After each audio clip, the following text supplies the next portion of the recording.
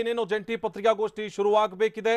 ಕಾಂಗ್ರೆಸ್ ಹಾಗೂ ಜೆಡಿಎಸ್ ಎರಡು ಮೈತ್ರಿ ಪಕ್ಷಗಳು ಜಂಟಿ ಸುದ್ದಿಗೋಷ್ಠಿಯನ್ನು ನಡೆಸೋರಿದ್ದಾರೆ. ಇದೇ ವಿಚಾರಕ್ಕೆ ಸಂಬಂಧಪಟ್ಟ ಹಾಗೆ ಸದ್ಯ ದೃಶ್ಯದಲ್ಲಿ ನೋಡ್ತಾ ಇದ್ದೇವೆ. ಈತ ಕೆಪಿಸಿಸಿ ಅಧ್ಯಕ್ಷ ದಿನೇಶ್ ಗುಂಡೂರಾವ್ ಇದ್ದಾರೆ, ಕಾರ್ಯಾಧ್ಯಕ್ಷ ಈಶ್ವರ್ ಖಂಡ್ರೆ ಇದ್ದಾರೆ, ಈತ ಜೆಡಿಎಸ್ ನಿಂದ ಎಚ್ ಡಿ ದೇವೇಗೌಡರು ಇದ್ದಾರೆ, ಇನ್ನು ಸಿಎಂ ಕುಮಾರಸ್ವಾಮಿ ಅವರು ಕೂಡ ಇದ್ದಾರೆ, ಇನ್ನು ಮೈತ್ರಿ ಪಕ್ಷದ ಎರಡೂ ಪಕ್ಷಗಳ ಮುಖಂಡರು ಭಾಗಿಯಾಗ್ತಾ ಇದ್ದಾರೆ.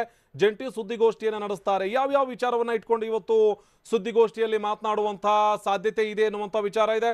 ಮತ್ತೊಂದು ಕಡೆ ಸಮನ್ವಯ ಸಮಿತಿಯ ಅಧ್ಯಕ್ಷ ಮಾಜಿ ಸಿಎಂ ಸಿದ್ದರಾಮಯ್ಯ ಕೂಡ ಇದ್ದಾರೆ.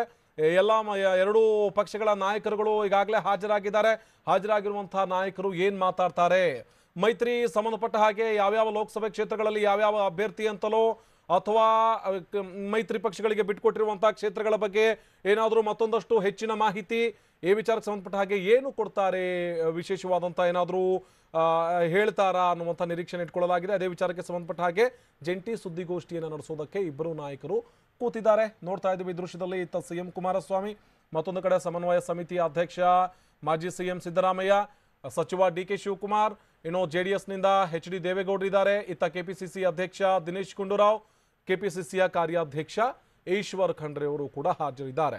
ಇನ್ನೇನು ಜಂಟಿ ಸುದ್ದಿಗೋಷ್ಠಿ ಆರಂಭ ಆಗುತ್ತೆ. ಅದಕ್ಕಾಗಿ ಈಗಾಗಲೇ ದೇವೇಗೌಡರು ಜೊತೆಗೆ ಮಾಜಿ ಸಿಎಂ ಸಿದ್ದರಾಮಯ್ಯ ಇಬ್ಬರು ಅಕ್ಕಪಕ್ಕ ಕುಳಿತು ಜಂಟಿ ಸುದ್ದಿಗೋಷ್ಠಿಯನ್ನ ಆರಂಭಿಸೋರಿದ್ದಾರೆ.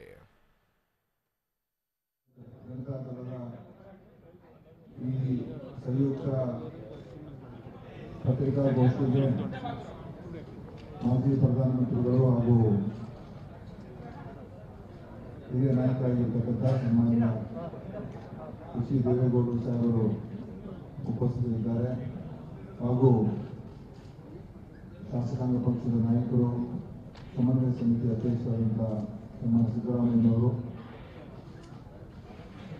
ಮಾನ್ಯ ಮುಖ್ಯಮಂತ್ರಿಗಳಾಗಿರ್ತಕ್ಕಂಥ ಶ್ರೀ ಕುಮಾರಸ್ವಾಮಿ ಅವರು, ಸಚಿವರಾಗಿರ್ತಕ್ಕಂಥ ಸನ್ಮಾನ್ಯ ಡಿ ಕೆ ಶಿವಕುಮಾರ್ ಅವರು ಹಾಗೂ ಕಾರ್ಯಾಧ್ಯಕ್ಷರಾದ ಈಶ್ವರ್ ಖಂಡ್ರೆ ಅವರು ಮತ್ತು ನಮ್ಮ ರಾಜ್ಯಸಭಾ ಸದಸ್ಯರಾದಂಥ ಭೂಪೇಂದ್ರ ರೆಡ್ಡಿ ಅವರು ಎಲ್ಲ ಉಪಸ್ಥಿತರಿದ್ದಾರೆ. ನಿನ್ನೆ ನಮ್ಮ ಎಐಸಿಸಿಯ ಪ್ರಧಾನ ಕಾರ್ಯದರ್ಶಿಗಳು ವೇಣುಗೋಪಾಲ್ ಅವರು ಬೆಂಗಳೂರಿಗೆ ಆಗಮಿಸಿದ್ದು, ಸನ್ಮಾನ್ಯ ರಾಹುಲ್ ಗಾಂಧಿ ಅವರು ಕೂಡ ಏನು ಹೇಳಿತ್ತು ಕಲಬುರಗಿಯಲ್ಲಿ ಮತ್ತು ಬೆಂಗಳೂರಿನಲ್ಲಿ ಅದರ ಪ್ರಯುಕ್ತ ಬಂದು ನಿನ್ನೆ ರಾತ್ರಿ ಶಿವಕುಮಾರ್ ಅವರು, ನಾನು ಹಾಗೂ ವೇಣುಗೋಪಾಲ್ ಅವರು ಮಾನ್ಯ ದೇವೇಗೌಡರ ಜೊತೆಗೆ ಹಾಗೂ ಕುಮಾರಸ್ವಾಮಿ ಜೊತೆಗೆ ರಾತ್ರಿ ಒಂದು ಚರ್ಚೆಯನ್ನು ಮಾಡಿದ್ದು. ಈ ಚುನಾವಣೆಯ ಒಂದು ಪ್ರಚಾರದ ಯಾವ ರೀತಿಯಾಗಿ ನಡೆಸ್ಕೊಂಡು ಹೋಗಬೇಕು ಅಂತ ಒಂದು ಅದಕ್ಕೆ ಏನೇನು ತೀರ್ಮಾನಗಳು ತಗೊಳ್ಬೇಕು ಅಂತ, ಅದ್ರ ಜೊತೆಯಲ್ಲಿ ಇತರ ಚುನಾವಣೆಗೆ ಸಂಬಂಧಪಟ್ಟಿರ್ತಕ್ಕಂಥ ವಿಷಯಗಳನ್ನು ನಾವು ಚರ್ಚೆ ಮಾಡೋಣ. ಇವತ್ತು ಈ ಸಭೆಯನ್ನು ನಾವು ಎಲ್ಲರೂ ಕೂಡ ಸೇರಿ ಕಲಿಯಬೇಕು ಅಂತ ತೀರ್ಮಾನ ಮಾಡಿಕೊಂಡು ಮಾನ್ಯ ಶಾಸಕಾಂಗ ಪಕ್ಷದ ನಾಯಕರು ಕಾಂಗ್ರೆಸ್ಸಿನ ಸಿದ್ದರಾಮಯ್ಯನವರು ಮತ್ತು ನಾವೆಲ್ಲರೂ ಕೂಡ ಈ ಕಡೆ ಸುದೀರ್ಘವಾಗಿ ಹಲವಾರು ವಿಷಯಗಳನ್ನು ಚರ್ಚೆ ಮಾಡಿದರೆ ಆ ವಿಚಾರಗಳ ಬಗ್ಗೆ ಎಲ್ಲ ಮಾನ್ಯ ದೇವೇಗೌಡರು ಹಾಗೂ ಮಾನ್ಯ ಸಿದ್ದರಾಮಯ್ಯ ಹೇಳಿದ್ದಾರೆ. ನಮ್ಮ ಉಪಮುಖ್ಯಮಂತ್ರಿಗಳಾಗಿರ್ತಕ್ಕಂಥ ಪರಮೇಶ್ವರ್ ಕೂಡ ಆಗಮಿಸಬೇಕಾಗಿತ್ತು, ಆದರೆ ಅವರಿಗೆ ಇವತ್ತು ಖಾಸಗಿ ಒಂದು ಕಾರ್ಯಕ್ರಮ ಏನು ಹೋಗಬೇಕಾಗಿತ್ತು, ಅದಕ್ಕೆ ಅವರು ಆ ಕಾರಣಕ್ಕೋಸ್ಕರ ಬಂದಿಲ್ಲ. ಅದಕ್ಕೆ ಯಾರು ಕೂಡ ಅದನ್ನು ಬೇರೆ ರೀತಿಯಲ್ಲಿ ಅರ್ಥೈಸ್ಕೊಳ್ತಕ್ಕಂಥ ಅವಶ್ಯಕತೆ ಇಲ್ಲ. ಅದಕ್ಕೆ ನಿನ್ನೆ ರಾತ್ರಿವರೆಗೂ ನಮ್ಮ ಜೊತೆ ಇದ್ದರು. ಯಾಕಂದರೆ ಮಾಧ್ಯಮಗಳು ಒಂದೊಂದ್ಸಲ ಅದನ್ನು ಬೇರೆ ರೀತಿಯಲ್ಲಿ ಹೇಳ್ತಕ್ಕಂಥದ್ದು ಕೂಡ ಆಗುತ್ತೆ. ಆದರೆ ಅವರು ಕಾರ್ಯಕ್ರಮ ಮುಗಿಸ್ಕೊಂಡು ಮತ್ತೆ ಬೆಂಗಳೂರು ವಾಪಸ್ ಬರ್ತಾ ಇದ್ದಾರೆ, ಊರ ಆಚೆ ಹೋಗಿದ್ದಾರೆ. ಅದರಿಂದ ಇನ್ನು ಹೆಚ್ಚು ನಾನು ಹೇಳ್ತೇನೆ, ನಮ್ಮ ಉದ್ದೇಶ ಏನಂತ ಹೇಳಿದ್ರೆ ಕರ್ನಾಟಕದಲ್ಲಿ ಅತಿ ಹೆಚ್ಚಿನ ಸಂಖ್ಯೆಯಲ್ಲಿ ಕಾಂಗ್ರೆಸ್ ಮತ್ತು ಜೆಡಿಎಸ್ ಗೆಲ್ತಕ್ಕಂಥದ್ದಕ್ಕೆ ನಾವು ಹೋರಾಟವನ್ನು ಮಾಡಬೇಕು, ಪ್ರಯತ್ನವನ್ನು ಮಾಡಬೇಕು ಮತ್ತು ಇಬ್ಬರು ಒಗ್ಗಟ್ಟಾಗಿ ಹೋಗ್ತಕ್ಕಂಥದ್ದಕ್ಕೆ ನಾವು ಎರಡೂ ಪಕ್ಷಗಳ ಒಂದು ಸಂಯುಕ್ತ ಪ್ರಯತ್ನದಿಂದ, ಸಮ್ಮಿಶ್ರ ಪ್ರಯತ್ನದಿಂದ ನಾವು ಈ ಚುನಾವಣೆಯಲ್ಲಿ ಎದುರಿಸ್ತಕ್ಕಂಥದ್ದಕ್ಕೆ ಒಂದು ವೇದಿಕೆಯನ್ನು ಸೃಷ್ಟಿ ಮಾಡ್ತೀವಿ. ಅದಕ್ಕೆ ರಾಹುಲ್ ಗಾಂಧಿ ಅವರು ಕೂಡ ಕಾರ್ಯಕ್ರಮಗಳಿಗೆ ಬರ್ತಕ್ಕಂಥದ್ದು ಕೂಡ ನಾವು ಚರ್ಚೆ ಮಾಡಿದ್ದೇವೆ. ನಾನು ಅದಕ್ಕೆ ಇನ್ನು ಹೆಚ್ಚು ಏನು ಹೇಳಿದ್ದೇನೆ. ಪ್ರಥಮವಾಗಿ ಮಾನ್ಯ ಪ್ರಧಾನಮಂತ್ರಿಗಳು, ಮಾಜಿ ಪ್ರಧಾನಮಂತ್ರಿ ಆದಂತಹ ಸನ್ಮಾನ್ಯ ದೇವೇಗೌಡರು ಮಾತನಾಡ್ತಾರೆ, ಆಮೇಲೆ ಸಿದ್ದರಾಮಯ್ಯ ಸರ್ ಮಾತಾಡ್ತಾರೆ. ಸಮನ್ವಯ ಸಮಿತಿ ಅಧ್ಯಕ್ಷರು ಮಾತಾಡ್ತಾರೆ, ಆಮೇಲೆ ಮಾನ್ಯ ದೇವೇಗೌಡರು ಮಾತಾಡಿ ಅಷ್ಟು ಅವರಿಬ್ಬರು ಮಾತಾಡಿದ್ರೆ ಸಾಕಂತ ಅನ್ಸುತ್ತೆ. ಸಾಮಾನ್ಯ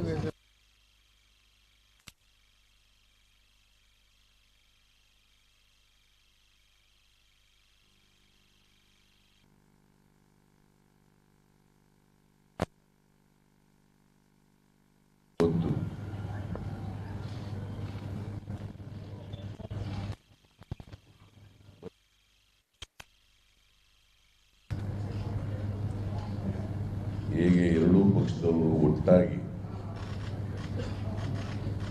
ಪರಿಣಾಮಕಾರಿಯಾಗಿ ಪ್ರಚಾರವನ್ನು ಮಾಡಬೇಕು ಅನ್ನೋದ್ರ ಬಗ್ಗೆ ಸುದೀರ್ಘವಾಗಿ ಚರ್ಚೆಯನ್ನು ಮಾಡಿದ್ದೇವೆ.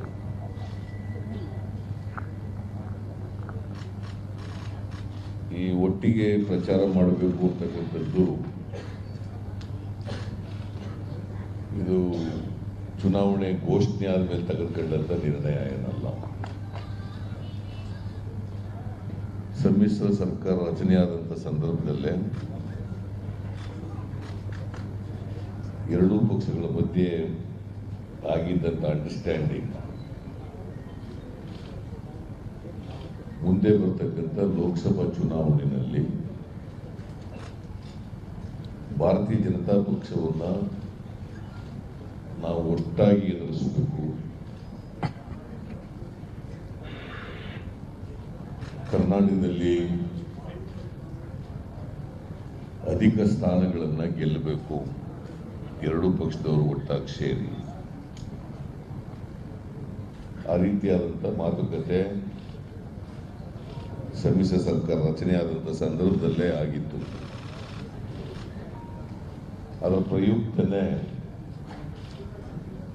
ಕರ್ನಾಟಕದಲ್ಲಿ ನಡೆದಂಥ ಉಪಚುನಾವಣೆಯಲ್ಲಿ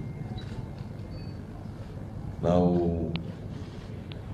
ಹೊಂದಾಣಿಕೆ ಮಾಡಿಕೊಂಡು ಚುನಾವಣೆಯನ್ನು ಎದುರಿಸಿದ್ದೇವೆ. ಬಳ್ಳಾರಿ, ಶಿವಮೊಗ್ಗ, ಮಂಡ್ಯ ಲೋಕಸಭಾ ಕ್ಷೇತ್ರಗಳು, ರಾಮನಗರ ಮತ್ತು ಜಮಖಂಡಿ ವಿಧಾನಸಭಾ ಕ್ಷೇತ್ರಗಳು, ಇವುಗಳನ್ನು ಜಂಟಿಯಾಗಿ ನಾವು ಎದುರಿಸಿದ್ದೆವು. ಶಿವಮೊಗ್ಗದಲ್ಲಿ ಸ್ವಲ್ಪದರಲ್ಲಿ ನಾವು ಸೋತು, ಉಳಿದ ಕ್ಷೇತ್ರಗಳಲ್ಲಿ ನಾವು ಗೆದ್ದೆವು. ಬಿಜೆಪಿ ಉಳಿದ ಕ್ಷೇತ್ರಗಳಲ್ಲಿ ಗೆಲ್ಲಲಿಕ್ಕಾಗಲಿಲ್ಲ. ಮತ್ತೆ ಭಾರಿ ಅಂತರದಿಂದ ಗೆದ್ದೆವು ನಾವು. ಜಮಖಂಡಿನಲ್ಲಿ 39,000 ಅಂತರದಿಂದ, ರಾಮನಗರದಲ್ಲಿ 1,00,000ಕ್ಕೂ ಹೆಚ್ಚು ಮತಗಳ ಅಂತರದಿಂದ, ಬಳ್ಳಾರಿನಲ್ಲಿ 2,40,000 ಮತಗಳ ಅಂತರದಿಂದ, ಮಂಡ್ಯದಲ್ಲಿ 3,00,000ಕ್ಕೂ ಹೆಚ್ಚು ಮತಗಳ ಅಂತರದಿಂದ, ಶಿವಮೊಗ್ಗದಲ್ಲಿ ಮಾತ್ರ ನಾವು 50,000 ಸೋತರು. ಅದು ಏನು ಹಿಂದೆ ಯಡಿಯೂರಪ್ಪನವರು 3,60,000 ಮತಗಳ ಅಂತರದಿಂದ ಗೆದ್ದಿದ್ರು 2014ರಲ್ಲಿ. ನಾವು ಜಂಟಿಯಾಗಿ ಹೋರಾಟ ಮಾಡಿದ ಮೇಲೆ ಆ ವ್ಯತ್ಯಾಸ ಮಾರ್ಜಿನ್ ಬಹಳ ದೊಡ್ಡ ಪ್ರಮಾಣದಲ್ಲಿ ಕಡಿಮೆ ಆಯಿತು. 50,000 ನಾವು ಸೋತು ಅದನ್ನು ಕೂಡ ಗೆಲ್ತಿದ್ದೋ. ಇನ್ನೂ ಸ್ವಲ್ಪ ಹೆಚ್ಚು ಎಫರ್ಟ್ಸ್ ಹಾಕಿದರೆ ಅದನ್ನು ಕೂಡ ಗೆಲ್ತಿದ್ದವು. ಅದಕ್ಕೆ ಈಗ ಈ ಲೋಕಸಭಾ ಚುನಾವಣೆಯಲ್ಲಿ ಭಾರತೀಯ ಜನತಾ ಪಕ್ಷವನ್ನು ಸಂಪೂರ್ಣವಾಗಿ ಸೋಲಿಸಬೇಕು ಕರ್ನಾಟಕದಲ್ಲಿ. ಯಾಕಂದ್ರೆ ಪದೇ ಪದೇ ಭಾರತೀಯ ಜನತಾ ಪಕ್ಷದವರು ಹೇಳ್ತಾ ಇದ್ರು, ಇಂದಿನ ಅಸೆಂಬ್ಲಿ ಚುನಾವಣೆಯಲ್ಲಿ, ಲೋಕಸಭಾ ಚುನಾವಣೆಯಲ್ಲಿ ಕರ್ನಾಟಕ ಮುಕ್ತ, ಕಾಂಗ್ರೆಸ್ ಮುಕ್ತ ಕರ್ನಾಟಕ ಮಾಡ್ತೀವಿ ಅಂತೆಲ್ಲ ಹೇಳ್ತಾ ಇದ್ರು. ಅದು ಸಾಧ್ಯ ಇಲ್ಲ.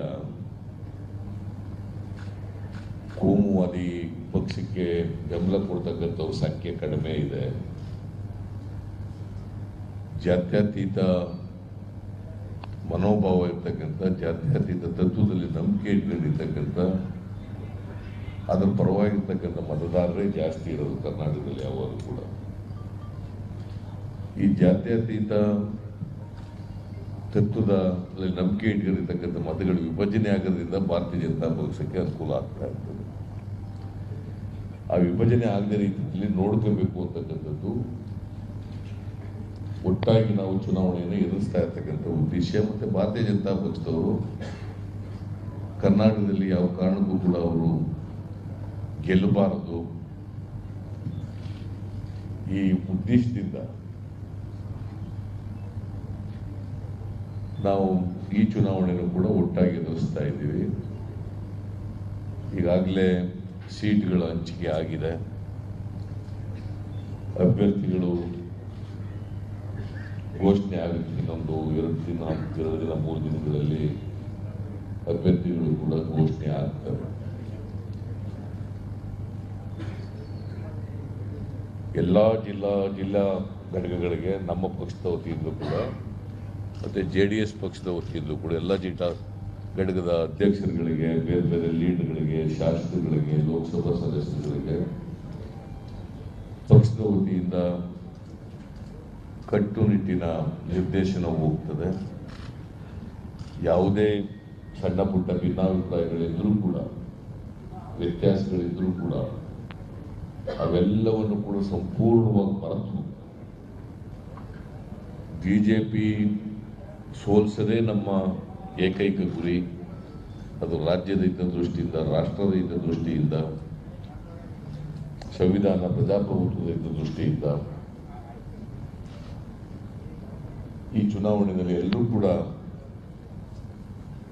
ಒಗ್ಗಟ್ಟಿನಿಂದ ಕೆಲಸ ಮಾಡಬೇಕು ಅಂತಕ್ಕಂಥ ನಿರ್ದೇಶನ ಕೂಡ ಎಲ್ಲ ಕಡೆ ಹೋಗ್ತದೆ. ಅದ್ರ ಜೊತೆಗೆ ಅವ್ರ ಪಾರ್ಟಿಯಿಂದ ಒಬ್ಬರು, ನಮ್ಮ ಪಾರ್ಟಿಯಿಂದ ಒಬ್ಬರು ಅಬ್ಸರ್ವರ್ಸ್ನ ಕೂಡ ಪ್ರತಿ ಜಿಲ್ಲೆಗೆ ಹಾಕ್ತೀವಿ. ಯಾಕಂದರೆ ಕೋಆರ್ಡಿನೇಷನ್ ಮಾಡ್ತಕ್ಕಂಥದ್ದು ಕೂಡ ಮುಖ್ಯ ಆಗ್ತದೆ. ಯಾಕಂದರೆ ದೇವೇಗೌಡರು ಅವ್ರ ಕಾರ್ಯಕರ್ತರಿಗೆ ಕಟ್ಟುನಿಟ್ಟಿನ ಸೂಚನೆ ಕೊಡ್ತಕ್ಕಂಥದ್ದು ಒಂದು ಭಾಗ, ನಾವು ನಮ್ಮ ಪಕ್ಷದಿಂದ ಕಟ್ಟುನಿಟ್ಟಿನ ಸೂಚನೆ ಕೊಡ್ತಕ್ಕಂಥದ್ದು ಒಂದು ಭಾಗ. ಅದ್ರ ಜೊತೆಗೆ ಅದು ಹಾಗೇನೆ ಮುಂದುವರ್ಕೊಂಡು ಹೋಗ್ಬೇಕು ಚುನಾವಣೆವರೆಗೆ ಅನ್ನೋ ಕಾರಣಕ್ಕೋಸ್ಕರ, ಮತ್ತು ಅದು ಫಲಪ್ರದ ಆಗಬೇಕು ಸಂಪೂರ್ಣವಾಗಿ ಅನ್ನೋ ಕಾರಣಕ್ಕೋಸ್ಕರ ಅಬ್ಸರ್ವರ್ಸ್ಗಳನ್ನ ಕೂಡ ನಾವು ನೇಮಕ ಮಾಡ್ತೀವಿ. ಸೀನಿಯರ್ ಲೀಡರ್ಸ್ಗಳನ್ನ ಎರಡೂ ಕಡೆಯಿಂದ, ಒಂದೊಂದು ಪಾರ್ಲಿಮೆಂಟ್ ಕ್ಷೇತ್ರಕ್ಕೆ ಅವ್ರ ಕಡೆಯಿಂದ ಒಬ್ಬರು, ನಮ್ಮ ಕಡೆಯಿಂದ ಒಬ್ಬರು, ಅದನ್ನು ಕೂಡ ನೇಮಕ ಮಾಡ್ತಕ್ಕಂಥದ್ದು ಮಾಡ್ತೇವೆ.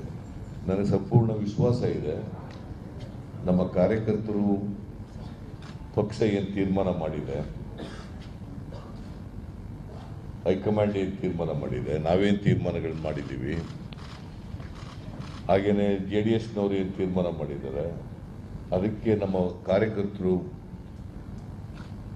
ಒಪ್ಕೊಂಡು, ಸಂಪೂರ್ಣವಾಗಿ ಒಪ್ಕೊಂಡು ಕೆಲಸ ಮಾಡ್ತಾರೆ ಅಂತಕ್ಕಂಥ ವಿಶ್ವಾಸ, ನಂಬಿಕೆ ನನಗಿದೆ. ಯಾಕೆಂದರೆ ನಮ್ಮ ರಾಜಕೀಯ ಎದುರಾಳಿ ಇರ್ತಕ್ಕಂಥದ್ದು ಭಾರತೀಯ ಜನತಾ ಪಕ್ಷ. ಅವರನ್ನು ಸೋಲಿಸಬೇಕಾಗಿರ್ತಕ್ಕಂಥದ್ದು ಇವತ್ತು ರಾಜಕೀಯ ದೃಷ್ಟಿಯಿಂದ ಅನಿವಾರ್ಯ, ಅಗತ್ಯ. ಆ ಕೆಲಸವನ್ನು ಕೂಡ ಮಾಡ್ತೇವೆ.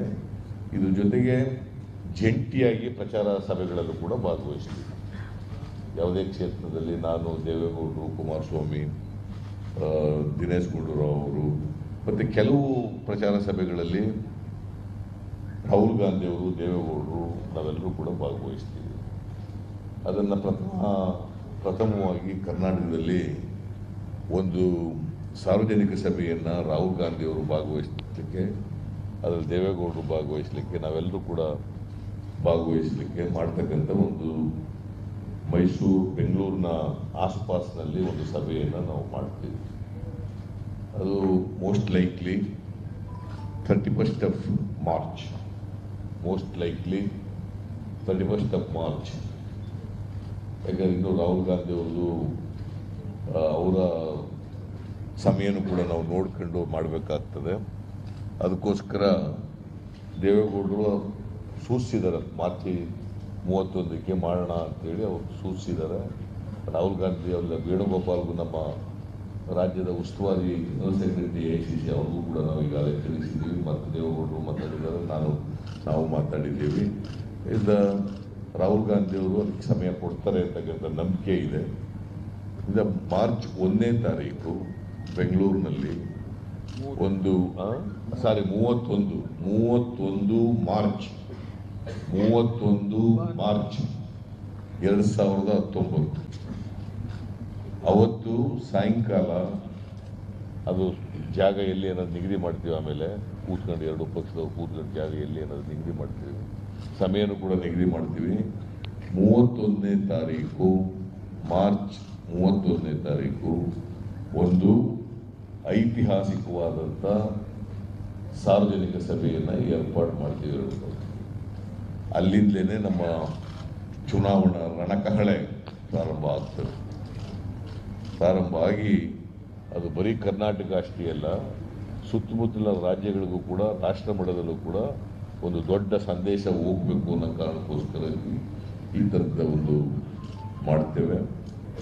ಅದಾದಮೇಲೆ ನಾವು ಜಂಟಿಯಾಗಿ ಪ್ರಚಾರ ಸಭೆಗಳಲ್ಲಿ ಭಾಗವಹಿಸ್ತಕ್ಕಂಥದ್ದು, ಪ್ರಚಾರ ಮಾಡ್ತಕ್ಕಂಥದ್ದು ನಾವೆಲ್ಲರೂ ಕೂಡ ಒಟ್ಟಿಗೆ ಮಾಡ್ತೀವಿ. ಒಟ್ಟಾರೆಯಾಗಿ 28 ಸ್ಥಾನಗಳನ್ನು ಕೂಡ ಗೆಲ್ಲಬೇಕು ಅಂತಕ್ಕಂಥದ್ದು ನಮ್ಮ ಉದ್ದೇಶ.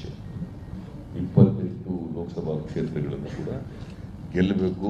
ಅದಕ್ಕೆ ಬೇಕಾದಂಥ ತಯಾರಿ, ಅದಕ್ಕೆ ಬೇಕಾದಂಥ ಪ್ರಚಾರ, ಅದಕ್ಕೆ ಬೇಕಾದಂಥ ಕಾರ್ಯಕರ್ತರ ಮನಸ್ಸನ್ನು ಗಟ್ಟಿಗೊಳಿಸ್ತಕ್ಕಂಥದ್ದು, ಕಾರ್ಯಕರ್ತರಲ್ಲಿ ಹುರುಪನ್ನು ತುಂಬತಕ್ಕಂಥದ್ದು, ಆ ಕೆಲಸವನ್ನು ನಾವೆಲ್ಲರೂ ಕೂಡ ಮಾಡ್ತೀವಿ. ಎರಡೂ ಪಕ್ಷದವರು ಕೂಡ ಮಾಡ್ತೇವೆ ಅಂತಕ್ಕಂಥ ಮಾತನ್ನು ನಮಗೆ ತಿಳಿಸ್ತಾ, ಮತ್ತು ನಿಮ್ಮ ಸಹಕಾರನೂ ಕೂಡ ಇರಬೇಕಾಗ್ತದೆ. ನಿಮ್ಮ ಸಹಕಾರ ಭಾಳ ಮುಖ್ಯ. ಇನ್ನು ನಿಮ್ಮ ಸಹಕಾರನೂ ಕೂಡ ಚುನಾವಣೆಯಲ್ಲಿ ನಮ್ಮ ಜೊತೆಯಲ್ಲಿ ಇರಲಿ ಅಂತೇಳಿ ನಿಮ್ಮಲ್ಲಿ ಕೇಳ್ಕೊಂಡು ಇಷ್ಟು ಇವತ್ತು ನಾವೆಲ್ಲ ತೀರ್ಮಾನ ಮಾಡಿದ್ದೀವಿ. ಮುಂದೆ ಭೇಟಿ ಮಾಡ್ತಲೇ ಇರ್ತೀವಿ, ಬೇರೆ ವಿಚಾರಗಳನ್ನು ಪ್ರಸ್ತಾಪ ಮಾಡ್ತೀವಿ. ದೇವೇಗೌಡರಿಗೆ ಮಾತಾಡ್ತಾರೆ. ಕುಮಾರಸ್ವಾಮಿ ನೀವು ಮಾತಾಡಿ. ಅಲ್ಲ ಅಲ್ಲೇ ಅವರೇ ನೀವು ಮಾತಾಡಿ. ಅವನು ನಮ್ಮ ಪ್ರೆಸಿಡೆಂಟ್ಸ್ ಒಂದು 2 ನಿಮಿಷ ಮಾತಾಡಲಿ. ಅಲ್ಲ ಇವರು ದಿನೇಶ್ ಇಲ್ಲಿ ದೇವೇಗೌಡರು ಮಾತಾಡೋ ಸರ್ ಸ್ವಲ್ಪ ಇಲ್ಲ ಇಲ್ಲ.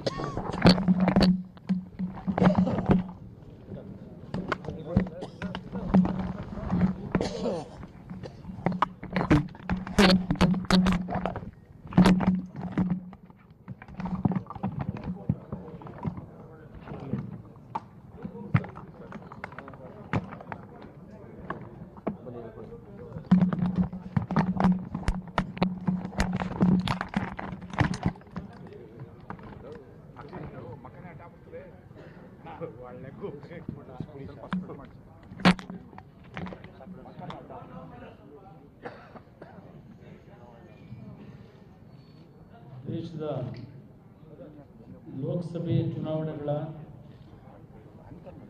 ನಾಮಪತ್ರಗಳನ್ನು ಸಲ್ಲಿಸ್ತಕ್ಕಂಥ ಮೊದಲನೇ ಹಂತದ ಚುನಾವಣೆಗಳಿಗೆ ಇವತ್ತು ಪ್ರಕ್ರಿಯೆಗಳಲ್ಲಿ ಪ್ರಾರಂಭ ಆಗಿದೆ. ಇವತ್ತಿಂದ ನಾಮಪತ್ರಗಳನ್ನು ಸಲ್ಲಿಸ್ತಕ್ಕಂಥ ಪ್ರಕ್ರಿಯೆ. ಇದರ ಹಿನ್ನೆಲೆಯಲ್ಲೇ ಕಳೆದ ವಿಧಾನಸಭೆ ಚುನಾವಣೆಯ ನಂತರ ರಾಜ್ಯದಲ್ಲಿ ಕಾಂಗ್ರೆಸ್ ಮತ್ತು ಜೆಡಿಎಸ್ ಪಕ್ಷದ ನೇತೃತ್ವದಲ್ಲಿ ಮೈತ್ರಿ ಸರ್ಕಾರದ ರಚನೆಯನ್ನ ಮಾಡಿರ್ತಕ್ಕಂಥ ಉದ್ದೇಶವೇ ಒಂದು ಉತ್ತಮವಾದಂಥ ಆಡಳಿತವನ್ನು ಕೊಡ್ತಕ್ಕಂಥದ್ರ ಮುಖಾಂತರ ಲೋಕಸಭೆ ಚುನಾವಣೆಯಲ್ಲಿ ಕರ್ನಾಟಕ ರಾಜ್ಯದಿಂದಲೇ ಒಂದು ದೊಡ್ಡ ಮಟ್ಟದ ಸಂದೇಶ ದೇಶಕ್ಕೆ ಹೋಗಬೇಕು ಅಂತಕ್ಕಂಥ ಉದ್ದೇಶಗಳಿಂದ ಮೈತ್ರಿ ಸರ್ಕಾರದ ರಚನೆಯನ್ನು ನಾವೇನು ಮಾಡಿದ್ದೇವೆ. ಈ ಚುನಾವಣೆಯ ಒಂದು ಪ್ರಚಾರಗಳು ಯಾವ ರೀತಿ ಇರಬೇಕು ಅಂತಕ್ಕಂಥ ಹಿನ್ನೆಲೆಯಲ್ಲಿ ಈಗಾಗಲೇ ನಮ್ಮ ಸಮನ್ವಯ ಸಮಿತಿಯ ಅಧ್ಯಕ್ಷರು, ಮಾಜಿ ಮುಖ್ಯಮಂತ್ರಿಗಳು, ನನಗೆ ಮಾರ್ಗದರ್ಶಕರು ಆಗಿರ್ತಕ್ಕಂಥ ಸನ್ಮಾನ್ಯ ಸಿದ್ದರಾಮಯ್ಯವರು ನಿಮ್ಮ ಮುಂದೆ ಕೆಲವು ವಿಷಯಗಳನ್ನು ಪ್ರಸ್ತಾಪ ಮಾಡಿದ್ದಾರೆ. ಈಗಾಗಲೇ ಸಭೆಯಲ್ಲಿ ನಾವು ಮುಂದಿನ ಚುನಾವಣೆಗೆ ಜಂಟಿ ಕಾರ್ಯಕ್ರಮಗಳು ಯಾವ ರೀತಿಯಲ್ಲಿ ಪಕ್ಷದ ಕಾರ್ಯಕರ್ತರಿಗೆ ಒಂದು ವಿಶ್ವಾಸವನ್ನು ಮೂಡಿಸ್ತಕ್ಕಂಥದ್ದು ಮತ್ತು ನಾಡಿನ ಜನತೆಗೆ, ಮತದಾರರಿಗೆ ವಿಶ್ವಾಸವನ್ನು ಮೂಡಿಸ್ತಕ್ಕಂಥದ್ರ ಮುಖಾಂತರ ಎರಡೂ ಪಕ್ಷಗಳ ನಾಯಕರು 28ಕ್ಕೆ 28 ಲೋಕಸಭಾ ಕ್ಷೇತ್ರಗಳನ್ನು ರಾಜ್ಯದಲ್ಲಿ ಜನತೆಯ ಆಶೀರ್ವಾದದೊಂದಿಗೆ ನಾವು ಗೆಲ್ಲಲೇಬೇಕು ಅಂತಕ್ಕಂಥ ಒಂದು ಉದ್ದೇಶದಿಂದ ಈ ಒಂದು ಚುನಾವಣೆಯನ್ನು ಸವಾಲಾಗಿ ನಾವು ಸ್ವೀಕಾರ ಮಾಡಿರ್ತಕ್ಕಂಥದ್ದು. ನಿನ್ನೆ ದಿನ ಈಗಾಗಲೇ ಸನ್ಮಾನ್ಯ ದೇವೇಗೌಡರು ಮತ್ತು ಕಾಂಗ್ರೆಸ್ ಪಕ್ಷದ ರಾಜ್ಯದ ಉಸ್ತುವಾರಿ ನಾಯಕರು ಆಗಿರ್ತಕ್ಕಂಥ ವೇಣುಗೋಪಾಲ್ ಅವರು, ದಿನೇಶ್ ಗುಂಡೂರಾಯರವರು ಎಲ್ಲರೂ ಏನೋ ಒಂದು ಮೊದಲನೇ ಚರ್ಚೆಯನ್ನು ಮಾಡಿದರು. ಇವತ್ತಿನ ದಿನ ಸನ್ಮಾನ್ಯ ಸಿದ್ದರಾಮಯ್ಯ ಅವರ ಜೊತೆಯಲ್ಲಿ ದಿನೇಶ್ ಗುಂಡೂರಾವ್ ಅವರು, ಡಿ ಕೆ ಶಿವಕುಮಾರ್ ಅವರು ಮತ್ತು ನಾವೆಲ್ಲರೂ ಸುದೀರ್ಘವಾಗಿ ಹಲವಾರು ವಿಷಯಗಳ ಬಗ್ಗೆ ಚರ್ಚೆ ಮಾಡಿದ್ದೇವೆ. ಒಂದು 2-3 ಕ್ಷೇತ್ರಗಳಲ್ಲಿ ಸಣ್ಣ ಪುಟ್ಟ ಸಮಸ್ಯೆಗಳು ಇರ್ತಕ್ಕಂಥದ್ದು ಬಹುಶಃ ನೀವೇ ಪ್ರಶ್ನೆ ಕೇಳ್ತೀರಿ, ಅದಕ್ಕೆ ನಾನೇ ಉತ್ತರ ಕೊಡ್ತೀನಿ. ನೀವು ಪ್ರಶ್ನೆ ಕೇಳೋದೇ ಬೇಡ ಅಂತಕ್ಕಂಥ ಇನ್ನೂ ನೋಡಿ. ಆ ಸಣ್ಣ ಪುಟ್ಟ ಸಮಸ್ಯೆಗಳು ಏನು ಬಗೆಹರಿಸ್ಕೊಳ್ಳಿಕ್ಕೆ ಆಗದೆ ಇರತಕ್ಕಂಥದ್ದು ಏನಿಲ್ಲ ಅಲ್ಲಿ. ಅದನ್ನು ಯಾವ ರೀತಿ ಸರಿಪಡಿಸಬೇಕು ಅಂತಕ್ಕಂಥದ್ರಲ್ಲಿ ಸನ್ಮಾನ್ಯ ಸಿದ್ದರಾಮಯ್ಯನವರು, ದೇವೇಗೌಡರು ಸಮರ್ಥರಿದ್ದಾರೆ.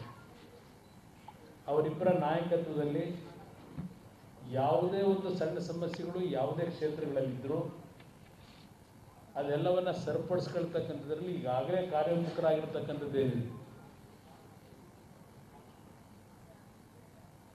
ಈಗಾಗಲೇ ಸಿದ್ದರಾಮಯ್ಯನವರು ಹೇಳಿದಂಥ ರೀತಿಯಲ್ಲಿ ಸನ್ಮಾನ್ಯ ರಾಹುಲ್ ಗಾಂಧಿಯವರು, ಸನ್ಮಾನ್ಯ ದೇವೇಗೌಡರು, ಪಕ್ಷದ ರಾಜ್ಯದ ಎಲ್ಲ ನಾವು ಎರಡೂ ಪಕ್ಷಗಳ ನಾಯಕರು ಒಂದು ಐತಿಹಾಸಿಕವಾದಂಥ ಚುನಾವಣಾ ಪ್ರಚಾರ ಸಭೆಯನ್ನು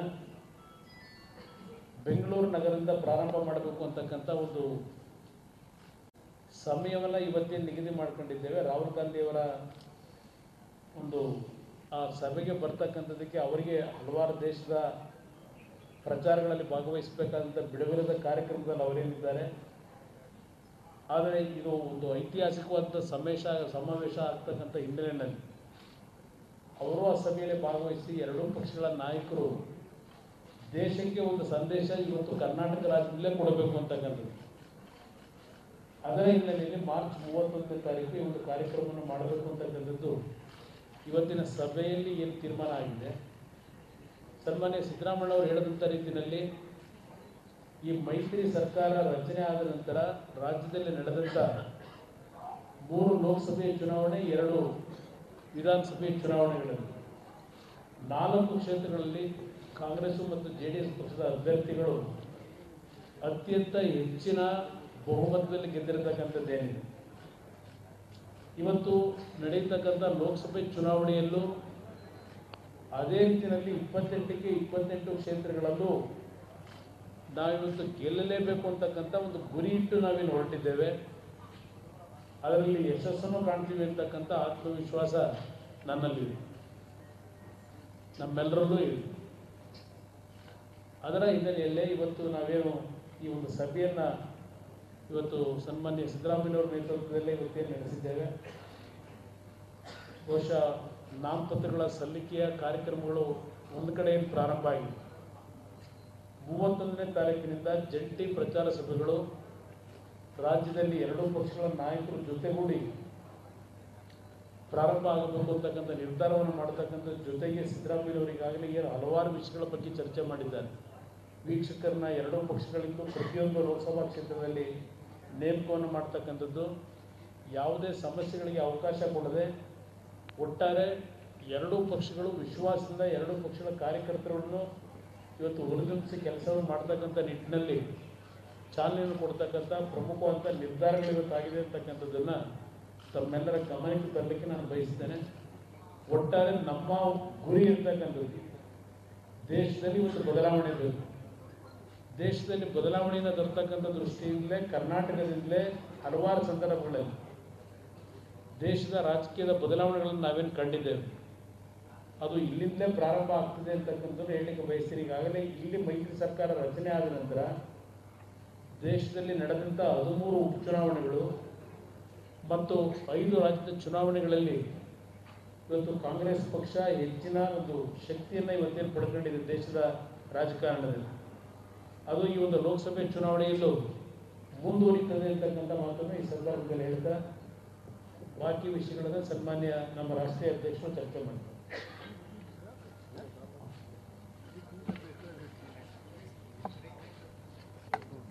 ನೀವು ಕನ್ಫರ್ಮ್ ಮಾಡಬಹುದು. ನೀವೇನಾದ್ರು ರಾಷ್ಟ್ರ ಮಟ್ಟದ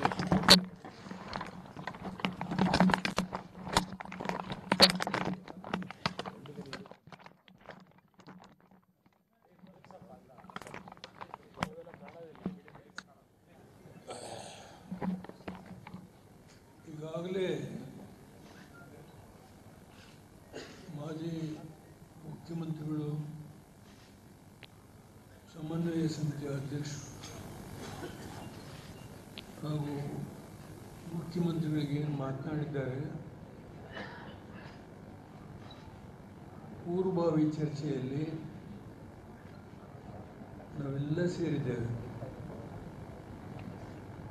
ಡಿ ಕೆ ಶಿವಕುಮಾರ್ ಅವರು ಇರ್ಬೋದು, ದಿನೇಶ್ ಗುಂಡೂರಾವ್ ಅವರು ಇರ್ಬೋದು, ಈಶ್ವರ ಖಂಡ್ರೆ ಅವರು ಇರ್ಬೋದು, ಕುಪೇಂದ್ರ ರೆಡ್ಡಿ ಅವರು, ನಾವೆಲ್ಲ ಒಟ್ಟು ಸೇರಿ ಮಾತಾಡಿ ಈ ಒಂದು ತೀರ್ಮಾನಕ್ಕೆ ಬಂದಿದ್ದೇವೆ. ಅದರಿಂದ ಇಬ್ಬರು ಮುಖಂಡಗಳು ಹೇಳಿದ್ದಾರೆ, ಚುನಾವಣೆ ಮೊದಲನೇ ಹಂತದ ಚುನಾವಣೆ 18ನೇ ತಾರೀಕು ಆಗುತ್ತೆ. ಆದರೆ ನಾಮಿನೇಷನ್ ಪತ್ರ ಸಲ್ಲಿಸ್ತಕ್ಕಂಥ ದಿನ ಇವತ್ತು ಪ್ರಾರಂಭ ಆಗಿದೆ. ಕಾಲ ಇರೋದು ಭಾಳ ಕಡಿಮೆ ನಮಗೆ.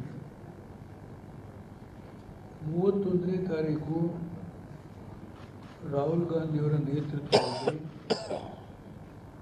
ಈ ಒಂದು ಬೃಹತ್ ಸಮಾವೇಶವನ್ನು ಮಾಡಬೇಕು ಅಂತ ತೀರ್ಮಾನ ಮಾಡಿದ್ವಿ. ಅದಕ್ಕೆ ವ್ಯವಸ್ಥೆ ಮಾಡೋದು ಒಂದು ಕಡೆ ಇದ್ದರೆ,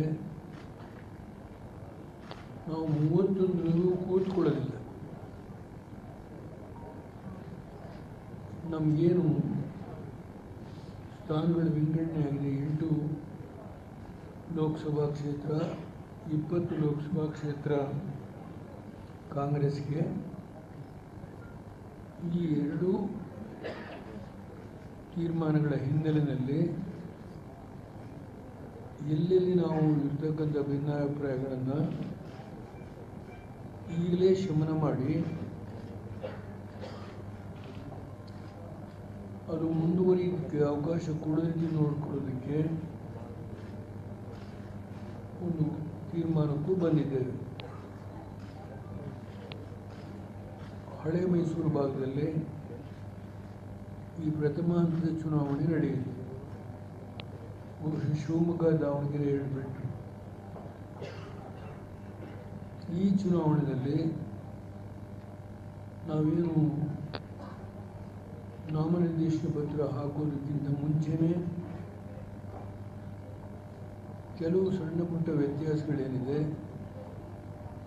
ಶಮನ ಮಾಡಲು ಮೊದಲನೇ ನಮ್ಮ ಕರ್ತವ್ಯ. ಟೈಮು ಭಾಳ ಕಡಿಮೆ, ಅದರಿಂದ ಕೆಲಸ ಮಾಡ್ತೇವೆ. ಯಾವುದೇ ಚುನಾವಣೆ ಕ್ಷೇತ್ರದಲ್ಲಿ ಸ್ವಲ್ಪ ಬಿಕ್ಕಟ್ಟಿದ್ದರೆ ಆ ಹೊಣೆಗಾರಿಕೆಯನ್ನು ನಾನು, ಸಿದ್ದರಾಮಯ್ಯರೇ, ಕುಮಾರಸ್ವಾಮಿಯವರು, ಡಿ ಕೆ ಶಿವಕುಮಾರ್ ಇರ್ತಾರೆ, ದಿನೇಶ್ ಗುಂಡೂರಾವ್ ಇರ್ತಾರೆ, ಆ ಭಾಗ ಪರಮೇಶ್ವರ್ ಇರ್ತಾರೆ. ಈ ಹಂತದಲ್ಲೇ ಆ ಒಂದು ಬಿಕ್ಕಟ್ಟನ್ನು ಬಗೆಹರಿಸಿಕೊಳ್ಳಿಕ್ಕೂ ಪ್ರಯತ್ನ ಮಾಡ್ತೇವೆ. ಇಲ್ಲಿಂದ ಮುಂದಕ್ಕೆ ಶಾಸಕರಾಗಲಿ, ಜಿಲ್ಲಾ ಮಟ್ಟದ ಮುಖಂಡಗಳಾಗಲಿ ಯಾವುದೇ ರೀತಿಯ ಒಳಕು ಮಾತುಗಳನ್ನು ಆಡಬಾರ್ದು. ಏನೇ ಇದ್ದರೂ ನಾನು ಸಹಕರಿಸ್ತೇನೆ, ಸಿದ್ದರಾಮಯ್ಯರು ಇದ್ದಾರೆ, ಚೀಫ್ ಮಿನಿಸ್ಟರು ಇದ್ದಾರೆ, ಎರಡೂ ಪಕ್ಷದ ಮುಖಂಡರು ಇದ್ದೇವೆ, ದಿನೇಶ್ ಗುಂಡೂರಾವ್ ಸೇರಿದಂತೆ. ಅದರಿಂದ 23 ಎರಡನೇ ಹಂತ ಚುನಾವಣೆ ಮುಗಿದೋಗುತ್ತೆ.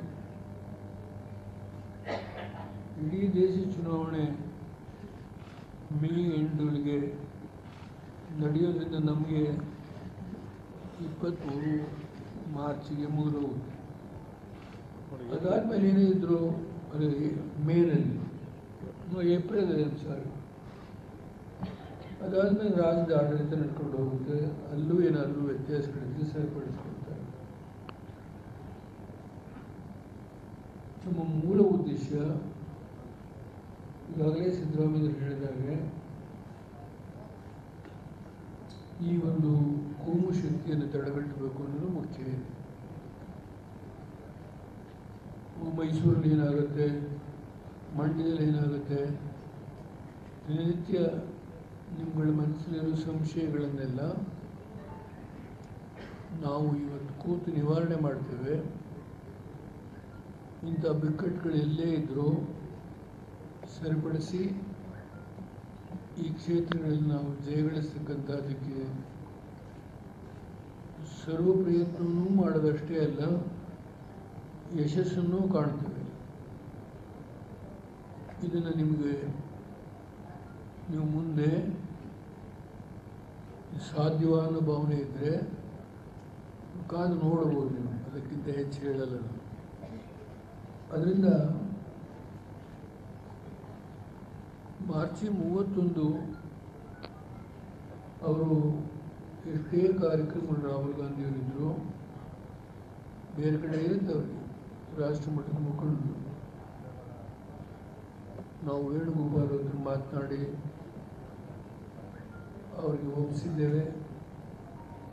ಅವ್ರು ಕರ್ಕೊಂಡು ಬರಲಿಕ್ಕೂ ಒಪ್ಪಿದ್ದಾರೆ.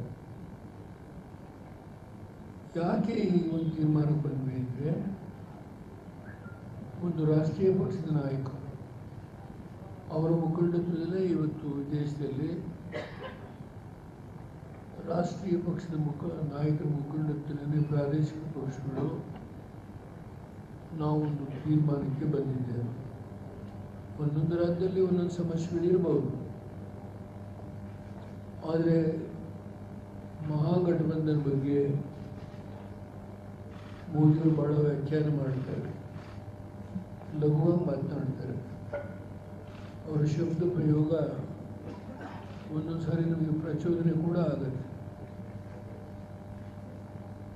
ಇನ್ನೂ 15 ರಾಜ್ಯಗಳಲ್ಲಿ ಅವರು ಗಠಬಂಧನ್ ಸರ್ಕಾರನೇ ನಡೆಸ್ತಾ ಇದ್ದಾರೆ ಭಾರತೀಯ ಜನತಾ ಪಾರ್ಟಿಯವರು. ಅದರ ವಿರುದ್ಧನೇ ಮಾತನಾಡ್ತಾರೆ ಅವರು. ಅದರಿಂದ ಹೆಚ್ಚು ಹೇಳಿದ ಬದಲಾಗಿ ನಮ್ಮ ಐಕ್ಯತೆಯಿಂದ ಉತ್ತರ ಕೊಡ್ತೇವೆ ಅವರಿಗೆ. ಬಹುಶಃ ಕಾಂಗ್ರೆಸ್ಸು JDS ಮೈತ್ರಿ ಸರ್ಕಾರ ಇಡೀ ರಾಷ್ಟ್ರದಲ್ಲಿ ಕರ್ನಾಟಕ ಒಂದೇ. ಅದರಿಂದ ನಾವು ಪರಮೇಶ್ವರ್ ಕುಮಾರಸ್ವಾಮಿ ಓದು ನೋಡುವಾಗ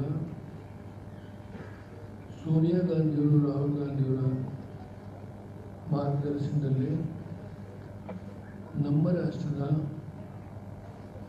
ಜಾತ್ಯತೀತ ವ್ಯವಸ್ಥೆಯಲ್ಲಿ ನಂಬಿಕೆ ಇರತಕ್ಕಂಥ ಎಲ್ಲ ಮುಖಂಡರುಗಳು ಬಂದಿದೆ. ಅದು ರಾಷ್ಟ್ರಕ್ಕೆ ಅಲ್ಲ, ವಿಶ್ವಕ್ಕೆ ಕೊಟ್ಟಂಥ ಒಂದು ಹೊಸ ರಾಜಕೀಯ ಸಂದೇಶ. ಇವತ್ತು ನಾಳೆ ರಾಹುಲ್ ಗಾಂಧಿಯವರ ನೇತೃತ್ವದಲ್ಲಿ ನಡೆಯುವ ಐತಿಹಾಸಿಕ ಸಭೆ ಇದೆ. ಇಡೀ ರಾಷ್ಟ್ರಕ್ಕೆ ಒಂದು ಮೆಸೇಜ್ ಕೊಡುತ್ತೆ. ಕರ್ನಾಟಕದಲ್ಲಿ ಈ ಮೈತ್ರಿ ಸರ್ಕಾರ ಉಳಿಯುತ್ತೋ ಹೋಗುತ್ತೋ, ಒಂದು ಐಕ್ಯತೆ ಇಲ್ಲ, ಇದೆಲ್ಲ ಏನೇನು ಭಾವನೆಗಳು ಇಲ್ಲಿವರೆಗೆ ಬಂದಿತ್ತು ಅದೆಲ್ಲಕ್ಕೂ ತೆರೆ ಎಳೆದಿದ್ದೇವೆ. ನಾನು ಸಿದ್ದರಾಮಯ್ಯವರು ಹಲವಾರು ಒಟ್ಟುಗೂಡೇ ಕೆಲಸ ಮಾಡಿದ್ದೇವೆ. ಇದನ್ನು ನಾವಿಬ್ಬರು ಪಕ್ಕದಲ್ಲೇ ಕೂತಿದ್ದೇವೆ. ಇದರಲ್ಲಿ ಯಾವ ಸಂಶಯ ಬೇಡ. ಇಬ್ಬರು ಜಂಟಿನೇ ತೀರ್ಮಾನ ಮಾಡ್ತಾರೆ, ಪ್ರವಾಸ ಮಾಡ್ತಾರೆ. ಹಿರಿಯ ಮುಖಂಡರು ಖರ್ಗೆಯವರಿದ್ದಾರೆ, ಪರಮೇಶ್ವರ್ ಇದ್ದಾರೆ, DK ಶಿವಕುಮಾರ್ ಅವರ ಕಡೆ ಇದ್ದಾರೆ. ನಾವು ನಮ್ಮ ಪಕ್ಷದ ಅಧ್ಯಕ್ಷರು ಆಸ್ಪತ್ರೆಯಲ್ಲಿದ್ದಾರೆ, 2 ವರ್ಷ ವಾಪಸ್ ಬರ್ಬೋದು. ರಾಷ್ಟ್ರೀಯ ಪಕ್ಷವಾದಂಥ ಪ್ರಾದೇಶಿಕ ಪಕ್ಷದ ಅಧ್ಯಕ್ಷರು ದಿನೇಶ್ ಗುಂಡೂರಾವ್ ಅವರಿದ್ದಾರೆ. ನಮ್ಮ ಡೆಪ್ಟಿ ಪ್ರೆಸಿಡೆಂಟ್ ಕಾರ್ಯಾಧ್ಯಕ್ಷ ನಮ್ಮ ಕಂಠದವರು ತಂದೆಯವರು ನಾವು ಭಾಳ ಹಳೆ ಸ್ನೇಹಿತರು ಅವರಿದ್ದಾರೆ. ಯಾವಾಗಲೂ ಆಲ್ ಪಾರ್ಟಿ ಮೀಟಿಂಗ್ ನಾನು ಹೋಗ್ತಾ ಇದ್ದಿಲ್ಲ, ನಮ್ಮ ಉಪೇಂದ್ರ ರೆಡ್ಡಿ ಅವ್ರನ್ನೇ ಕಳಿಸ್ಕೊಡ್ತಾ ಇದ್ದರು. ಅವ್ರು ಭಾಳ ಭಾಗಿಯಾಗಿದ್ದಾರೆ, ಹೇಳಿ ಬಿಡ್ತಾರೆ. ಅವರಿದ್ದಾರೆ. ಅಕಸ್ಮಾತ್ ಬೇರೆ ಕೆಲಸದಿಂದ ಪ್ರದೇಶಕ್ಕೆ ಬಂದಿಲ್ಲ, ಅದಕ್ಕೇನಾದರೂ ಮತ್ತೊಂದು ಭಾವೈಕ್ಯತೆ ಸ್ವಲ್ಪ ಕಡಿಮೆ ಮಾಡಿ ನಾವಿವತ್ತು ಏನು ಹೇಳಿದ್ವಿ ಅದು ಕೃತಿಗೆ ಇಳಿಸಿ ತೋರಿಸ್ತೇವೆ. ನಿಮಗೆ ಸ್ವಲ್ಪ ಕೆಲಸ ಹಗುರ ಮಾಡಿಕೊಡ್ತೇವೆ. ನಿಮಗೆ ಹಗುರ ಮಾಡಿಕೊಡ್ತೇವೆ.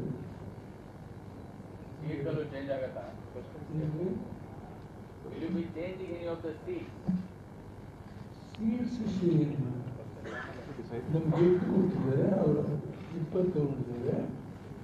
ಅದರಲ್ಲಿ ಏನು ಇನ್ನೂ ಅಂತ ಮಹತ್ವವಾದ ಬದಲಾವಣೆ ಬಗ್ಗೆ ಚರ್ಚೆ ಮಾಡಿ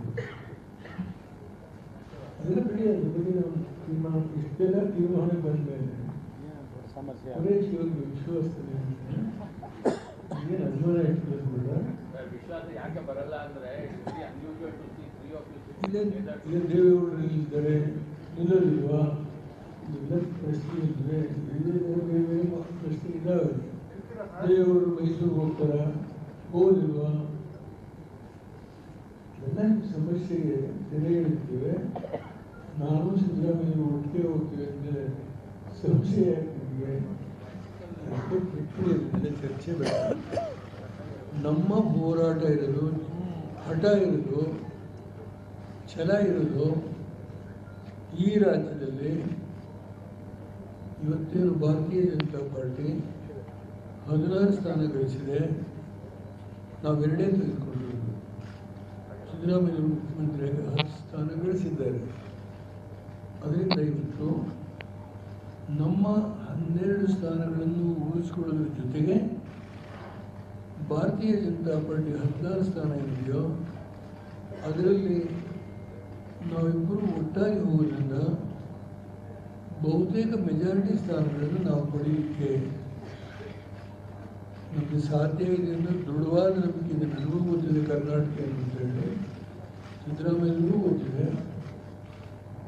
ನಾನು ಗರ್ವದಿಂದ ಹೇಳೋದಿಲ್ಲ, ಅವರು 2 ಡಿಜಿಟ್ಸನ್ನು ಕಾಣಲಿಕ್ಕೆ ಬಿಡಲ್ಲ. ಅದಕ್ಕಿಂತ ಹೆಚ್ಚು ಹೇಳಬೇಡ. ಈಗ ಅವ್ರ ಹಿಂದೇನು 2 ಡಿಜಿಟಲ್ಲಿ ಸ್ವಲ್ಪ ಮಟ್ಟಿಗೆ ಬಹಳ ಎತ್ತರದಲ್ಲಿ ಮಾತಾಡ್ತಾ ಇದ್ರು. ಆ 2 ಡಿಜಿಟನ್ನ ರೀಚ್ ಮಾಡಲಿಕ್ಕೆ ಬಿಡೋದಿಲ್ಲ ಅಂದರೆ ತೀರ್ಪು ಕೊಡೋದು ಮಹಾಜನತೆ. ಆದರೆ ಆ ಮಹಾಜನತೆ ಮನಸ್ಸಲ್ಲೇನಿತ್ತು, ಮೈತ್ರಿ ಸರ್ಕಾರ ಒಗ್ಗಟ್ಟಲ್ಲಿ ಹೋಗಲಾರದು, ಹಳೆಯ ಒಂದು ವೈಮನಸ್ಸುಗಳಿಂದ ಮೈಸೂರಿಗೆ ಹೋಗ್ತಾರೋ ಇಲ್ವೋ, ಸಿದ್ದರಾಮಯ್ಯರು ಮಂಡಿಗೆ ಬರ್ತಾರೋ ಇಲ್ವೋ, ಅಥವಾ ದೇವರು ಮತ್ತೊಂದು ಕಡೆ ಹೋಗ್ತಾರೋ ಇಲ್ವೋ, ಆ ಪ್ರಶ್ನೆ ಇಲ್ಲ. ಇಬ್ಬರು ಒಟ್ಟಿಗೆ ಟೂರ್ ಮಾಡ್ತಾರೆ. ರಾಹುಲ್ ಗಾಂಧಿಯವರು ಬಂದು ಹೋದ್ಮೇಲೆ ಹಂಚ್ಕೊಳ್ತೇವೆ. ಡಿ ಕೆ ಶಿವಕುಮಾರ್ ಇಲ್ಲಿ ಹೋಗೋದು, ಪರಮೇಶ್ವರ್ ಇಲ್ಲಿ ಹೋಗೋದು, ಗುಂಡೂರಾವ್ ಇಲ್ಲಿ ಹೋಗೋದು. ಮೊದಲನೇ ಹಂತದ ಚುನಾವಣೆ 18ನೇ ತಾರೀಕು ಮುಗಿದೋಗುದು. ಈಗ ಬಹುತೇಕ ಹಳೆ ಮೈಸೂರಿನ ಶಿವಮೊಗ್ಗ ಮತ್ತು ದಾವಣಗೆರೆ ಬಿಟ್ಟರೆ ಅದಾದಮೇಲೆ 2ನೇ ಹಂತದ ಚುನಾವಣೆ 23ನೇ ತಾರೀಕುವರೆಗೂ ನಮಗೆ ಕಾಲ ಇದೆ. ನಮ್ಮ ಚುನಾವಣೆ ಮುಂದುವರಿದಿದೆ, ಕಾರ್ಯಕ್ರಮ ಮುಂದುವರಿದಿದೆ. ಇನ್ನೊಂದು ವಿನಂತಿ ಮಾಡ್ತೇನೆ, ಸಿದ್ದರಾಮಯ್ಯರು ನಾವು ಮಾತಾಡಿದ್ದೇವೆ, ಮೀಡಿಯಾಕ್ಕೆ ಹೋಗ್ತಕ್ಕಂಥವ್ರು ನಮ್ಮ ಇಬ್ಬರೂ ಪಕ್ಷದ ವಕ್ತಾರನ್ನು ನೇಮಕ ಮಾಡಬೇಕು ಅಂತ ರಿಕ್ವೆಸ್ಟ್ ಮಾಡಿದ್ದೇನೆ. ಮೀಡಿಯಾದಲ್ಲಿ ಕಾಂಗ್ರೆಸ್ ಬೇರೆ JDS ಬೇರೆ ಅಂತ ಮಾತನಾಡೋಕ್ಕೆ ಬದಲಾಗಿ ಇವತ್ತೇನು ನಿರ್ಣಯ ತಗೊಂಡಿದ್ವೋ ಆ ನಿರ್ಣಯದ ಮೇಲೆ ಒಂದೇ ಒಂದು ಒಕ್ಕಟ್ಟಿನ ರಿಯಾಕ್ಷನ್ ಕೊಡಬೇಕಷ್ಟೆ. ಯಾವ ವ್ಯತ್ಯಾಸಕ್ಕೆ ಅವಕಾಶ ಕೊಡಬಾರದು. ನಾನು ಶಾಸಕರು, ಮಂತ್ರಿಗಳು, ನಮ್ಮಲ್ಲಿ ಎಲ್ಲ ಮಂತ್ರಿಗಳಿದ್ದಾರೆ, ಶಾಸಕರಿದ್ದಾರೆ, ಶಾಸಕರಲ್ಲಿ ಹಿರಿಯ ಮುಖಂಡರಿದ್ದಾರೆ. ದಯಮಾಡಿ ಅವರಿಗೆ ಪ್ರಾರ್ಥನೆ ಮಾಡ್ತೇನೆ, ಇವತ್ತಿನ ತೀರ್ಮಾನ ಆದಮೇಲೆ ಒಂದೇ ಒಂದು ಅವರ ಕೂಗು, ಅವರ ಮನಸ್ಸಿನ ಯಾವುದೇ ಬೇಸರ ಇರಲಿ, ಐಕ್ಯತೆಯ ಕೂಗಿರಬೇಕಷ್ಟೇ. ನಾವು ಕೂತೇನು ತೀರ್ಮಾನ ಮಾಡ್ಕೊಂಡಿದ್ದೇವೆ, ಅವ್ರ ಪರವಾಗಿ ಮಾಡಿದ್ರು. ರಾಜ್ಯದಲ್ಲಿ ಭಾರತೀಯ ಜನತಾ ಪಾರ್ಟಿ ಶಕ್ತಿ ಕುಗ್ಗಿಸಲೇಬೇಕು ಅಂತ ತೀರ್ಮಾನ ಮಾಡಿದ್ದೇವೆ. ಅದು ಜನತೆಗೆ ಒಂದು ಈ ಮೆಸೇಜ್ ಹೋದಾಗ ಮಹಾಜನತೆ ಕೂಡ ಅಂತಿಮ ತೀರ್ಪು ಕೊಡೋದಕ್ಕೆ ಅವ್ರಿಗೆ ವಿಶ್ವಾಸ ಬರುತ್ತೆ.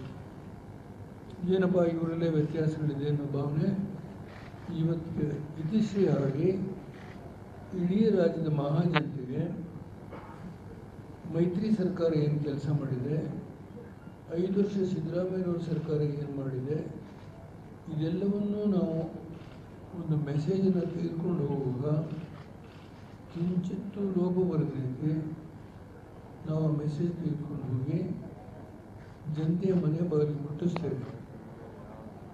ಅದನ್ನು ಜನತೆ ತೀರ್ಮಾನ ಮಾಡುವಾಗ ಅವರಿಗೆ ಪ್ರಬುದ್ಧತೆ ಇರಬೇಕು.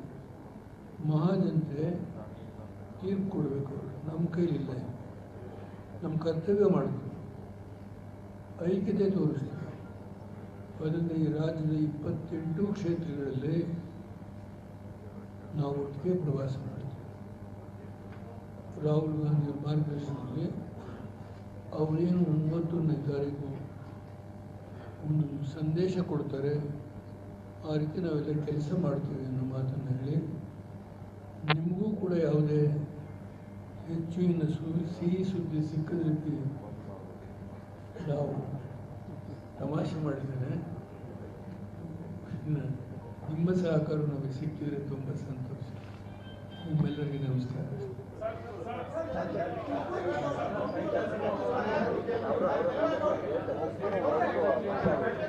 one at a time, please.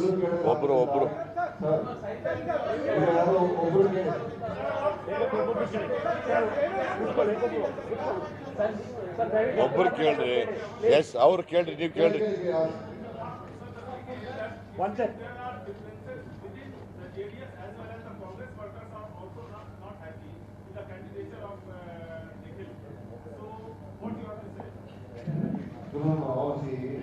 The joint press conference has addressed the issue. We are going to go together, we are going to fight together, we are going to speak in one voice. Any small differences will be sorted out. That is all.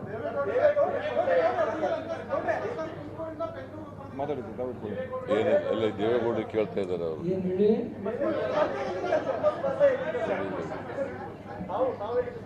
ನಾನು ಎಲ್ಲಿ ಸ್ಪರ್ಧೆ ಮಾಡಬೇಕೋ ಮಾಡಬಾರ್ದೋ ಅದರ ಬಗ್ಗೆ ನಿರ್ಣಯ ತೆಗೆದುಕೊಳ್ಳುವ ಕನಿಷ್ಠ ಪ್ರಮಾಣದ ಒಂದು ಸ್ವಾತಂತ್ರ್ಯ ಇದೆ ಅಂತ ಹೇಳಿ ನಿಮ್ಮಲ್ಲಿ ವಿನಂತಿ ಮಾಡ್ತೇನೆ. ಅದರ ಬಗ್ಗೆ ತಾವು ಭಾಳ ಕುತೂಹಲದಿಂದ ಏನು ಪ್ರಶ್ನೆ ಕೇಳ್ತಾ ಇದ್ದಾರೆ. ಅದರ ಬಗ್ಗೆ ಏನು ಕೆಲವೇ ದಿನದಲ್ಲಿ ನಿರ್ಣಯ ಮಾಡೋಣ, ಏನು ತೊಂದರೆ ಇಲ್ಲ. ಆದರೆ ನನಗೆ ನಾನೇ ಯೋಚನೆ ಮಾಡ್ತಾ ಇದ್ದೀನಿ, ಬೇಸರ ಮಾಡ್ಕೋಬೇಡಿ. ನನ್ನ ಉಪಯುಕ್ತತೆ ದೆಹಲಿಯಲ್ಲಿ ಎಷ್ಟಿದೆ ಅನ್ನೋದನ್ನು ವಾಚ್ ಮಾಡ್ತಾ ಇದ್ದೇನೆ. ಅದರ ಮೇಲೆ ನಾನೇ ತೀರ್ಮಾನ ಮಾಡ್ತೇನೆ. ನಾನು ಪಾರ್ಲಿಮೆಂಟಲ್ಲಿ ಮಾತಾಡುವಾಗ ಬಹುಶಃ ನನಗೆ ಇದೇ ಕೊನೆ ಭಾಷಣ ಅಂತ ಹೇಳಿದ್ದು ನೀವೆಲ್ಲ ಗ್ರಹಿಸಿರ್ಬೋದು. ಆದರೆ ಕೆಲವು ಸ್ನೇಹಿತರು ನಿಲ್ಲಬೇಕು ಅಂತ ಹೇಳಿದ್ದಾರೆ. ಅದನ್ನು ಇನ್ನೂ ನಾನು ತೀರ್ಮಾನಕ್ಕೆ ಬಂದಿಲ್ಲ. ಇಲ್ಲದೇ ಆದರೆ ಸಿದ್ದರಾಮಯ್ಯವರು ವಿದೇಶ ಕಡೆ ಕೂತಿದ್ದಾರೆ, ಅಲ್ಲಿ ಮುಖ್ಯಮಂತ್ರಿಗಳಿದ್ದಾರೆ, DK-ಅವರಿದ್ದಾರೆ, ಅವರೆಲ್ಲ ಎಲ್ಲ ಹೇಳ್ತಾರೆ ಅಂತ ನೋಡೋಣ. ಆಮೇಲೆ ತೀರ್ಮಾನ. ಅಷ್ಟೊಂದು ಯಾಕೆ ನಿಮಗೆ? ಓಕೆ ಯಾರು? ಪ್ರಮೋದ್ ಹೇಳಿ.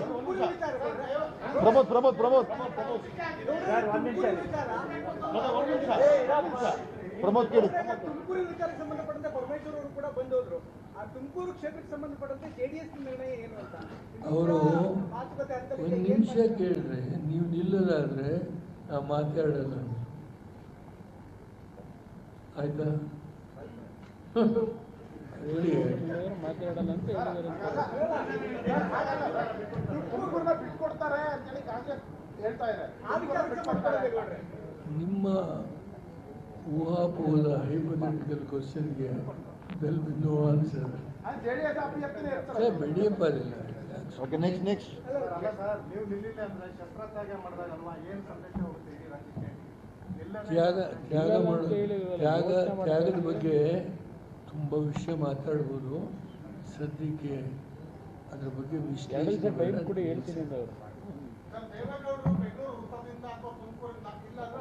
ಎರಡು ಕಡೆ ಎರಡು ಇಲ್ಲ ಕೇಳಿದ್ರೆ ಹೇಳ್ತೀನಿ. ನಾನು 3 ವರ್ಷ ಹಿಂದೆ ಪ್ರಜ್ವಲ್ ಅವರಿಗೆ ನಾನೇ ಸೀಟ್ ಬಿಟ್ಕೊಡ್ತೀನಿ ಅಂತ ಹೇಳಿದೆ. ಅದಕ್ಕೆ ಕಾರಣ ಇಷ್ಟೇ, ನನಗೆ 86, ಇನ್ನೊಂದು 3 ತಿಂಗಳು ಬಂದರೆ ಇಲ್ಲ ಇನ್ನು 2 ತಿಂಗಳು ಇರ್ಬೋದು, 87ಕ್ಕೆ ಎಂಟರ್ ಆಗ್ತೇನೆ.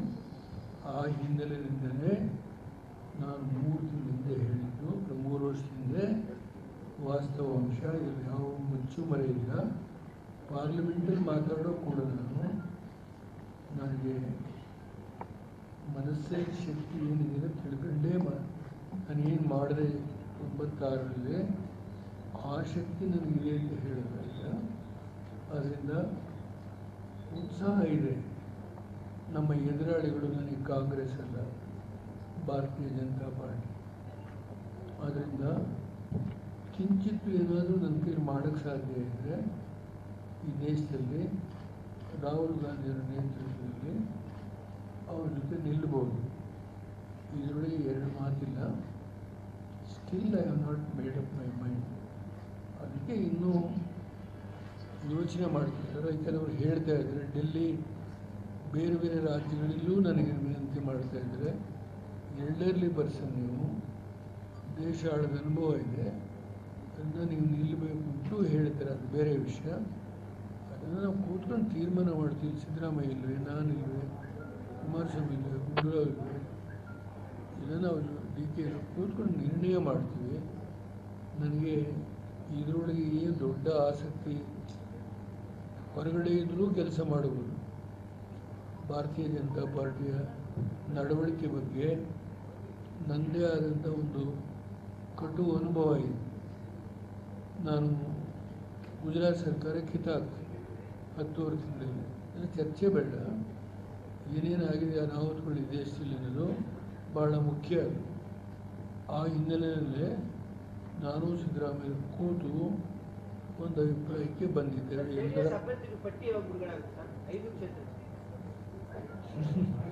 ಅಷ್ಟೊಂದು ಕುತೂಹಲ ನಿಮಗೆ ಎಲ್ಲ ಒಟ್ಟಿಗೆ, ನಾವು ಅವರೆಲ್ಲ ಸೇರಿ ಒಟ್ಟಿಗೆ ರಿಲೀಸ್ ಮಾಡ್ತಾ ಇದ್ದಾರೆ.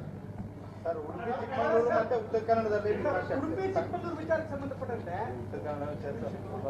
ಪ್ರಮೋದ್ ಮಧ್ವರಾಜ್ ಅವರೇ ಈಗ JDS ಅಭ್ಯರ್ಥಿ ಆಗ್ತಾರೆ ಅನ್ನೋ ಮಾತಿದೆ, ಏನಿದೆ? ಡಿಕ್ಲೇರ್ ಮಾಡಿಲ್ವಾ?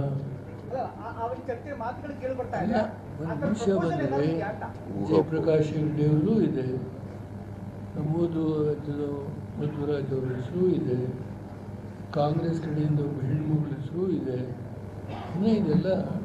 ಆದರೆ ಆ ಸೀಟ್ ನಮಗೆ ಬಿಟ್ಕೊಟ್ಟಿರೋದ್ರಿಂದ ಪ್ಲೀಸ್ ನಾವು ಅವರು ಕೂತು ಸಹಮತದಿಂದ ಒಂದು ಅಭಿಪ್ರಾಯಕ್ಕೆ ಬರಬೇಕು.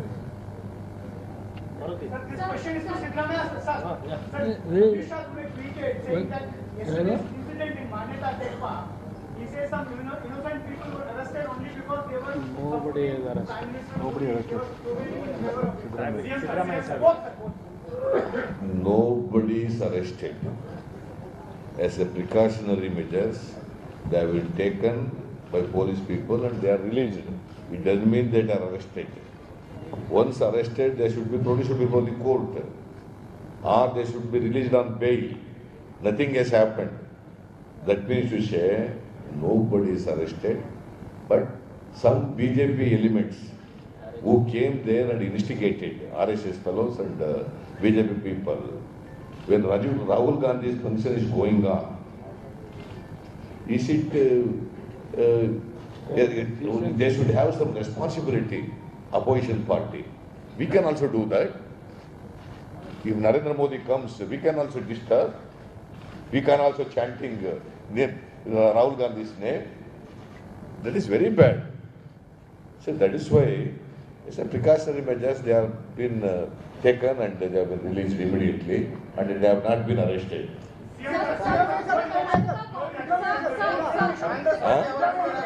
Pardon? ಒಬ್ರು ಇವ್ರ ಹೆಣ್ಮಗಳು ಕೇಳ್ಬಿಡ್ಲಿ ತಳಮ್ಮ ಕೇಳಮ್ಮ. ನೀವೇ ಕೇಳ್ತೀರಾ? ಆ? Karnataka Congress invited Rahul Gandhi to contest here. The Kerala Congress also is invited, they're ready to give Wayanad seat. Which seat are you ready to give Rahul Gandhi? Which seat? Because he's ready No, to see, Congress, public, PCC as offering a seat to Rahul Gandhi ji. Which is the one I'm asking. So that is to be decided by Rahul ji. There are 20 seats which are allotted to us. Out of 20 seats, Rahul Gandhi can contest from any constituency and he will win from any one of the constituencies. Okay? ಇನ್ನೊಬ್ರು ಬೇರೆ ಕೇಳಿದ್ರಿ ಸಾಕು ಅಲ್ಲಿ ಸಾಕು ಅಲ್ಲಿ ಇವತ್ತಿನ ಪತ್ರಿಕಾಗೋಷ್ಠಿ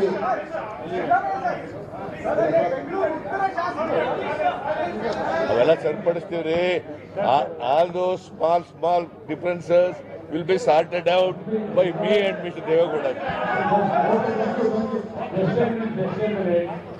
Regarding today's Amisha's reaction about yesterday's incident, I advise Amisha to instruct his supporters Not to behave interfere. properly in the public. That is their responsibility. While some program is going on some other parties, is it any decency they have? Yesterday's incident, you please tell me. First they have to learn the decency, how to behave in the public. In that issue, I request, not only I advise Amisha to instruct his BJP supporters not to disturb other parties' programs. Thank you.